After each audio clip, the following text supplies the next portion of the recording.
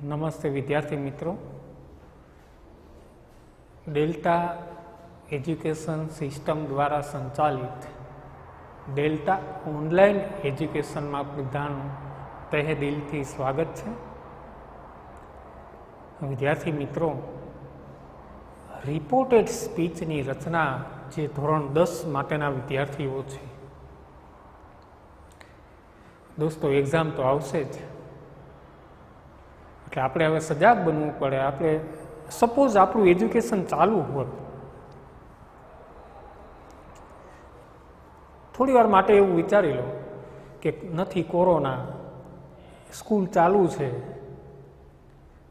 તો આ નવેમ્બર મહિનાના એન્ડમાં અને ડિસેમ્બર મહિનામાં આપણે શું કરતા હોય? શાળામાં તડામાર તૈયારીઓ કરતા હોઈએ કે નહીં? સિલેબસ પણ પૂર્ણ થવા આવ્યો હોય, એક્ઝામ પછી એક્ઝામ આપણે આપતા હોય, રીડિંગ ચાલુ હોય, તો એવું જ માની લો, ભણવું તો પડશે દોસ્તો.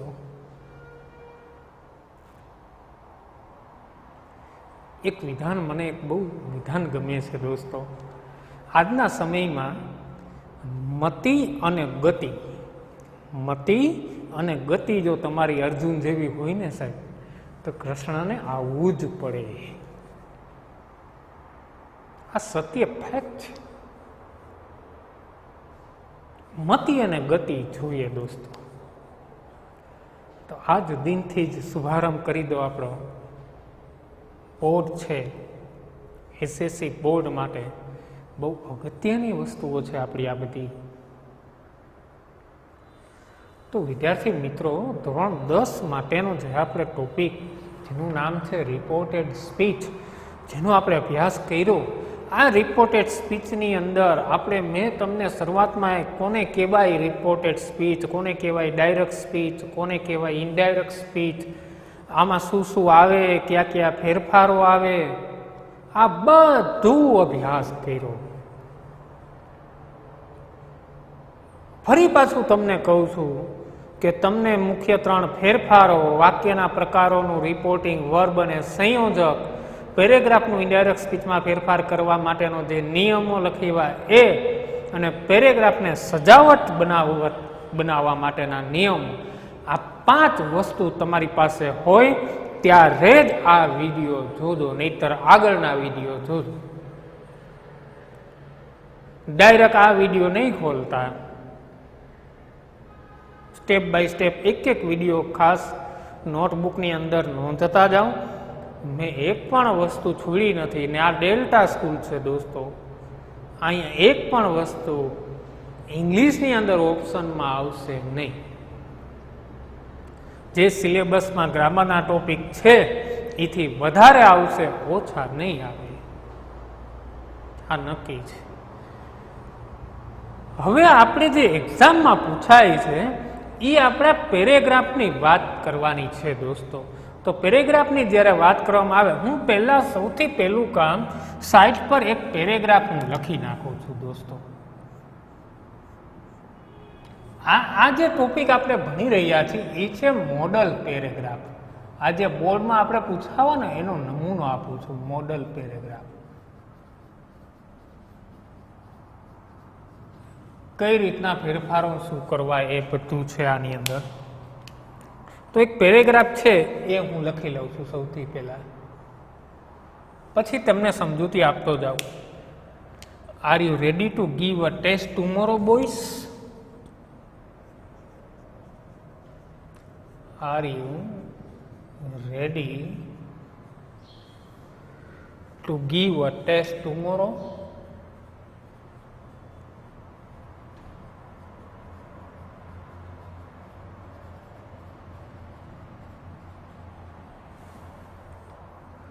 Said the teacher to the students.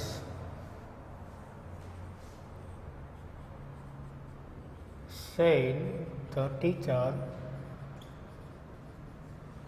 to the students.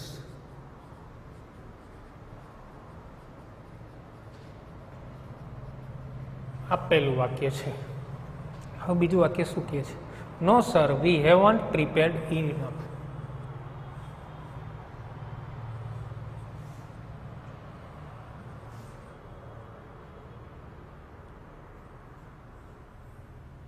No sir, we haven't prepared enough.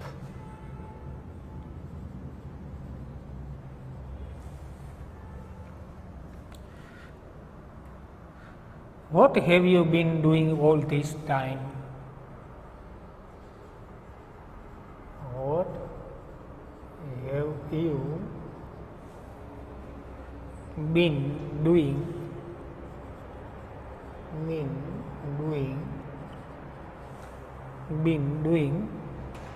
all this time?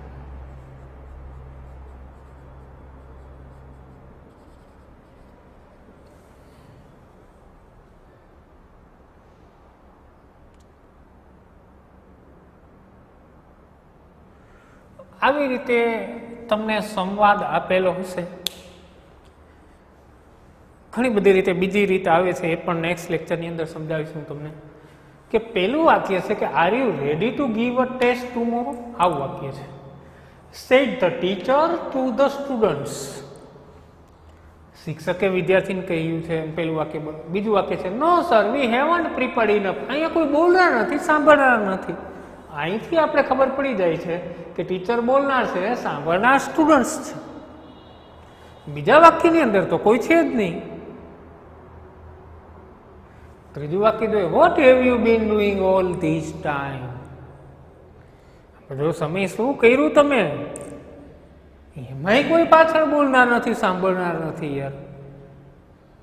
તો શું કરવું વિદ્યાર્થી મિત્રો? આ વસ્તુ સમજવાની છે. એટલે જ મેં આ લેક્ચરનું નામ રાખ્યું છે model paragraph of reported speech. કેવી રીતે શોધવું? ઘણાને પેરેગ્રાફ જોઈને જ ખબર નહીં પડે આનું શું કરવું, એ સમજાવવું છે. એક એક મુદ્દો સમજાવવો છે. તો સમજો દોસ્તો, શું કહે છે? પહેલું કામ શું કરવાનું છે? જો સ્ટેપ બાય સ્ટેપ આવજો.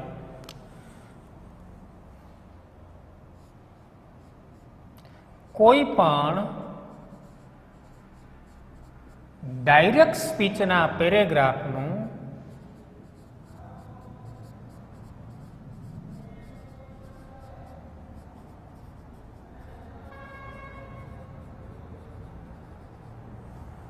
ઇનડાયરેક્ટ સ્પીચમાં રૂપાંતર કરીએ ત્યારે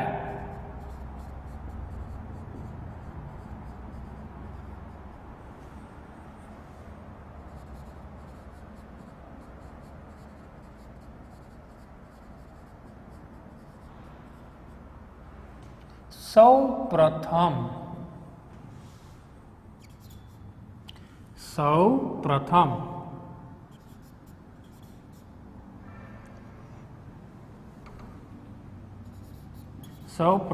બોલનાર કરતા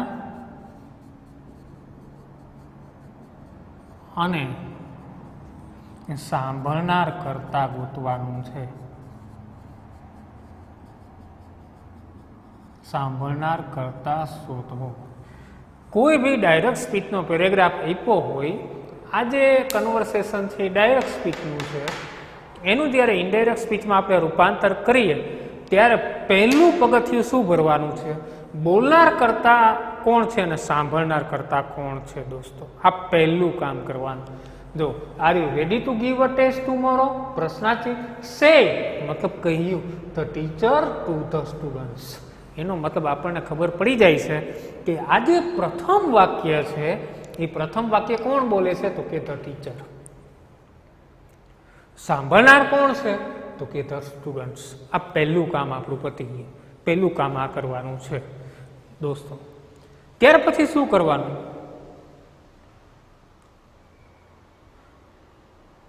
સામાન્ય રીતે જો આ મુદ્દા ઉપર આપણે ઘણા બધા સોલ્યુશન થઈ જશે. સામાન્ય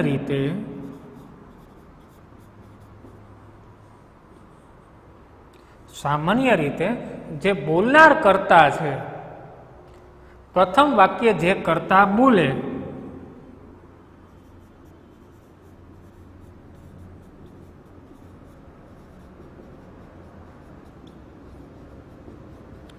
તે ત્રીજું વાક્ય બોલતા હોય છે અને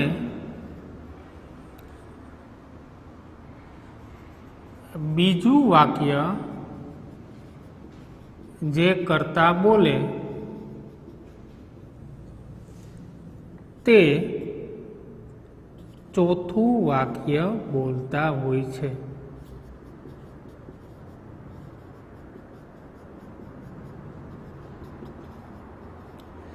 હવે જો આ મુદ્દો આપણને શું કામ લાગે એ સમજાવું તમને કે સામાન્ય રીતે શું બનશે કે પેલું વાક્ય જે કરતા બોલે છે, પેલું વાક્ય કોણ બોલે છે તો કે ટીચર.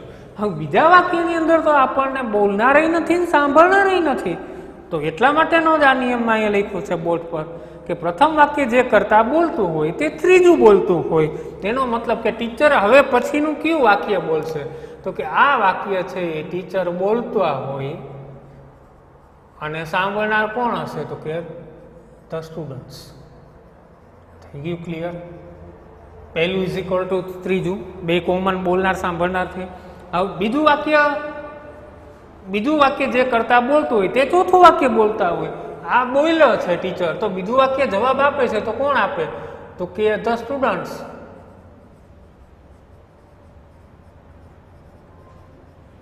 To the teacher. ચાલો, આ બોલનાર સાંભળનાર ગોતવાનું કામ આપણના માટે ઇઝી થઈ ગયું છે. થઈ ગયું ક્લિયર? કે જે પહેલું વાક્ય બોલે છે એ કેટલામું પાછું વાક્ય બોલે છે તો કે એ ત્રીજું વાક્ય બોલે છે. જે બીજું વાક્ય બોલે છે એ કેટલામું વાક્ય બોલે છે તો કે એ ચોથું વાક્ય પાછું બોલે છે. હવે જે અગત્યનો મુદ્દો આપણા માટે આવે છે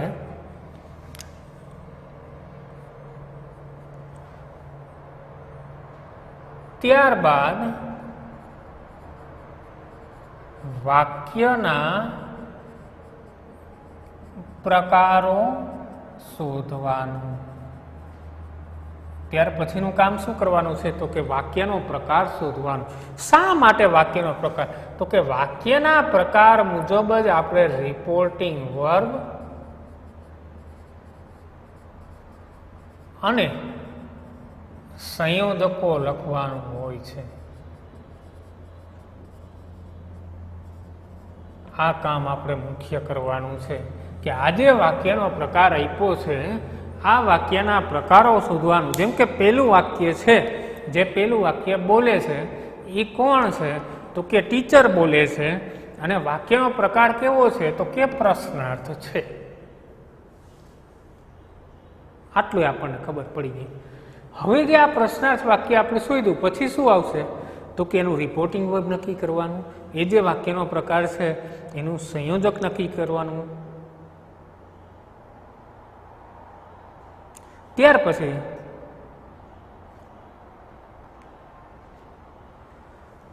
હવે જે એક બોલનાર કરતા છે એ એકથી વધારે વાક્ય તો નથી બોલતા ને.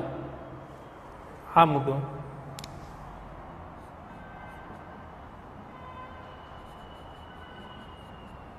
એક જ બોલનાર કરતા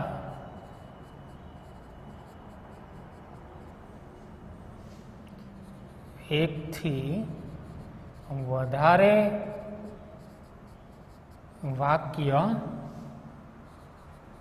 બોલે છે કે નહીં તે નક્કી કરવું. આ મુદ્દો પણ આપણા માટે અગત્યનો બને છે. આજે બોલનાર કરતા જે વાક્યો બોલે છે એ એકથી વધારે વાક્યો બોલે છે કે નહીં તે નક્કી કરવાનું છે દોસ્તો.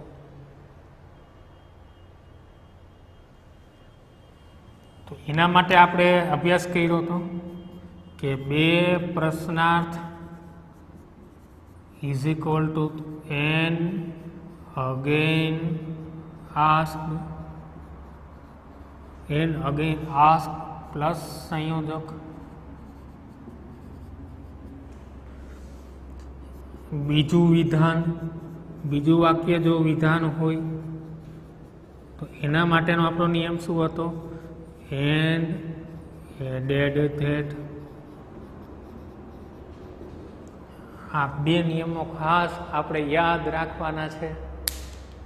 આ જે નિયમ આપણે લાગુ પડશે એક્ઝામની અંદર, આ નિયમમાંથી હશે ખૂબ. હવે જે મુખ્ય વાત છે તો જે ઇનડાયરેક્ટ સ્પીચની રચના છે એ આવી બનશે દોસ્તો. આ આપણે ભૂલાવવું જોઈએ નહીં.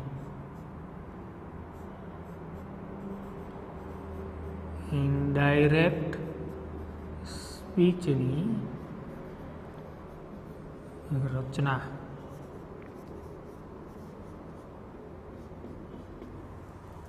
આ જે ઇનડાયરેક્ટ સ્પીચ છે એ ઇનડાયરેક્ટ સ્પીચની અંદર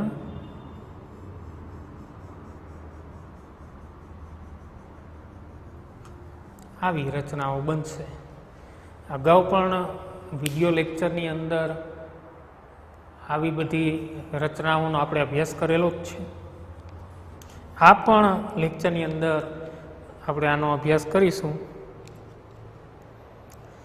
આજે ઇનડાયરેક્ટ સ્પીચની રચના છે આવી રચના બનશે દોસ્તો. સૌથી પહેલા બોલનાર કરતા,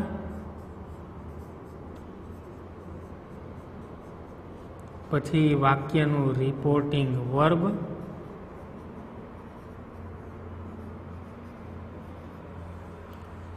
પછી સાંભળનાર કરતા,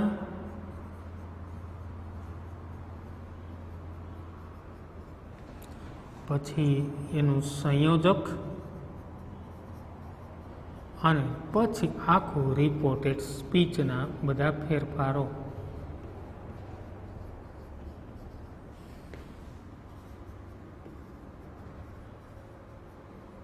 ફેરફારો પણ આની અંદર લાગુ પડવાના છે. આ રચના આપણે યાદ રાખી જ લેવાની છે કે જ્યારે આપણે પેરેગ્રાફમાં ફેરફાર કરીએ ત્યારે આ નિયમ છે એ લાગુ પડશે આપણને. ક્લિયર? હવે જે વાત છે આપણી એ છે કે આજે આપણને આ પેરેગ્રાફ આપ્યો છે એનું આપણે ફેરફાર કરીએ તો કઈ રીતે બને સમજો દોસ્તો. જો આ જે પેરેગ્રાફ છે એનો જવાબ આપણે લખવો હોય તો આ રીતે બને કે સૌથી પહેલું વાક્ય છે બોલનાર કોણ છે તો કે ધ ટીચર છે. ધ ટીચર આવી ગઈ રચના, બોલનાર કરતા આવી ગયું. પછી કોણ છે? Reporting verb. કેવું વાક્ય? વાક્ય ઉપરથી ખબર પડશે આપણે રિપોર્ટિંગ વર્બ. વાક્ય કેવું છે? પ્રશ્નાર્થ છે તો રિપોર્ટિંગ વર્બ શું આવશે તો કે આ છે. સાંભળનાર કોણ છે? પહેલું વાક્ય તો કે ધ સ્ટુડન્ટ્સ.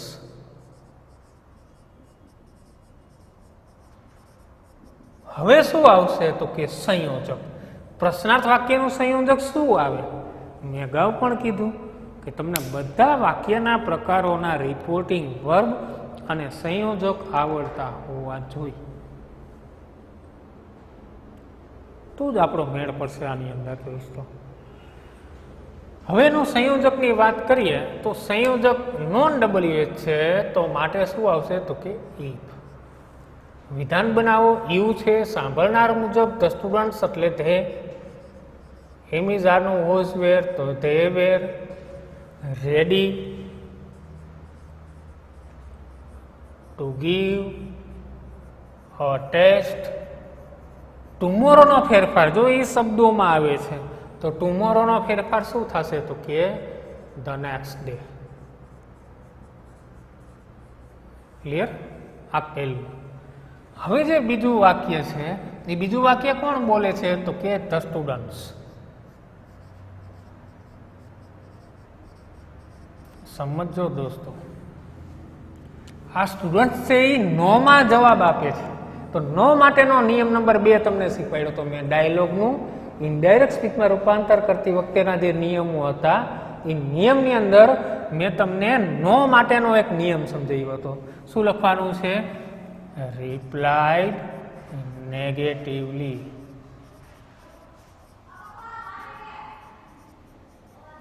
ટુ કોને જવાબ આપે છે? ટીચરને. તો હવે અહીંયા એની જે બોલનાર સાંભળનાર કરતાની વિભક્તિ આવે ને એની કર્મ વિભક્તિ અહીંયા લખવાની. પછી એનું નામ લખવાની જરૂર નથી. To him that. હવે નો જવાબ છે આ સર જેવા શબ્દો કાઢી નાખવાના તો ધે વેરન્ટ. અહીંયા ખાલી એટલું કરી નાખવાનું ધે વેરન્ટ. આ થઈ ગયું. હજી વાક્ય બીજું વિધાન વાક્ય છે, તો એને દોડવા માટેનો નિયમ આપણો શું છે? તો કે એન એડેડ ધેટ. વી નો ફેરફાર શું કરવાનો છે? તો કે વી માં આપણે ધેમાં લઈ જવું પડે. ધે હેવન્ટ નું હેડન્ટ. They હેડન્ટ prepare enough. આ રીતે ફેરફાર થાય દોસ્તો. અગેન ત્રીજું વાક્ય કોણ બોલશે? જે પેલું વાક્ય બોલતા હતા એ કોણ હતું? તો કે ધ ટીચર. The teacher. શિક્ષક કેવું વાક્ય બોલે છે? તો કે પ્રશ્નાર્થ વાક્ય. તો રિપોર્ટિંગ વર્બ શું આવશે? તો કે આસ્ક્ડ આવશે. સાંભળનાર કોણ છે? Students. The teacher ask students માટે હવે શું લખશું આપણે? ધેમ. પ્રશ્નાર્થ WH છે માટે વોટ આપણું સંયોજક. આપણા રૂલ્સ રેગ્યુલેશન મુજબ આપણે આ મુજબ હાલવાનું થાય કે બોલનાર કરતા રિપોર્ટિંગ વર્બ, સાંભળનાર કરતા સંયોજક અને રિપોર્ટેડ સ્પીચ અને એના ફેરફારો એ બધા લાસ્ટની અંદર. તો જો આપણે દરેક જગ્યાએ દરેક વાક્યમાં છે બોલનાર કરતા, પછી ત્રણેયમાં છે રિપોર્ટિંગ વર્બ, ત્યાર પછી સંયોજક સાંભળનાર અને પછી સંયોજક. આ ધેમ કોના માટે લખ્યું છે મેં? તો કે સ્ટુડન્ટ્સ માટે લખ્યું છે. જો સ્ટુડન્ટ્સ માટેની વિભક્તિ બહુવચન છે. આ ખાસ જોવાનું, જ્યાં જ્યાં શબ્દો આવા આવે, બોય હોય, આ જોવાનું કે બોય છે કે બોયસ છે. આ બેમાંય ફેર પડી જશે. ખાલી એકની વાત હશે તો હી આવશે, બોયસની વાત થશે તો ત્રીજો પુરુષ બહુવચન ધે આવે. નાની નાની વસ્તુ આપણે ધ્યાનમાં રાખવાની છે. આ સ્ટુડન્ટ્સ છે એમના માટેની વિભક્તિ ધે આવે, પણ આપણે ઇનડાયરેક્ટ સ્પીચની અંદર કર્મ વિભક્તિ લેવી પડે છે. એટલા માટે આ ધેની કર્મ વિભક્તિ શું થાય છે? ધેમ થાય છે. એટલા માટે આપણે ધેમ લઈએ છીએ. તો the teacher ask them what. What શું લીધું આપણે? સંયોજક લીધું દોસ્તો. હવે યુનો ફેરફાર આપણે લેવો પડે છે. તો આ વાક્યમાં સાંભળનાર ધેમ એટલે કે ધે છે. તો વોટ ધે. હેવનું ફેરફાર શું થશે? તો કે હેડ. બીનનું બીન, ડુઈંગનું ડુઈંગ. ઓલનો પણ કાંઈ ફેરફાર ન થાય એટલે ઓલ. ધીસનો ધેટ. ટાઈમનો ટાઈમ. પ્રશ્નાર્થ વાક્ય ઇનડાયરેક્ટ સ્પીચમાં કેવું બની જાય છે? વિધાન બની જાય છે દોસ્તો. બોર્ડવાળાને છૂટ ગમે એવો પેરેગ્રાફ મૂકે, આપણા 3 માર્ક જવા જોઈએ નહીં. આ આપણો સિદ્ધાંત છે. તો સ્ટેપ બાય સ્ટેપ ચાલતા આવો. સૌથી પહેલું કામ બોલનાર સાંભળનાર ગોતવાનું છે. જનરલી 99.99% કિસ્સાઓની અંદર જે પહેલું વાક્ય બોલે છે એ ત્રીજું બોલશે, બીજું બોલશે એ ચોથું બોલશે. મેં બહુ ટૂંકો પેરેગ્રાફ તમને સમજાવવા માટે મોડલ પેરેગ્રાફ લીધો છે. પછી શું કામ કરવાનું છે? તો કે વાક્યનો પ્રકાર શોધો, એનું રિપોર્ટિંગ વર્બ શું આવે, એમનું સંયોજક શું આવે એ નક્કી કરો.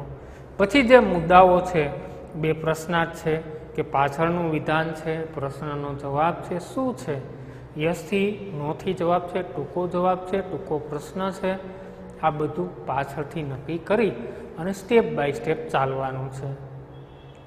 ધીરે ધીરે ડગલા ભરતા જાય એટલે આપણા 3 માર્ક્સ આપણને આપતા કોઈ રોકી શકશે નહીં. તો વિદ્યાર્થી મિત્રો, હજી પણ આની અંદર આગળ અભ્યાસ કરશું એટલે એક પેરેગ્રાફના એક મોડલથી ન આવે.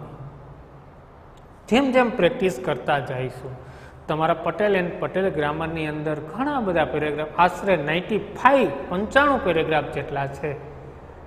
તો રોજ તમે 2 પેરેગ્રાફ કરતા જાઓ. હમણાં જ પરીક્ષા આવી રહી છે, તો આપણને આ 3 માર્ક્સ આપતા કોઈ રોકી શકશે નહીં.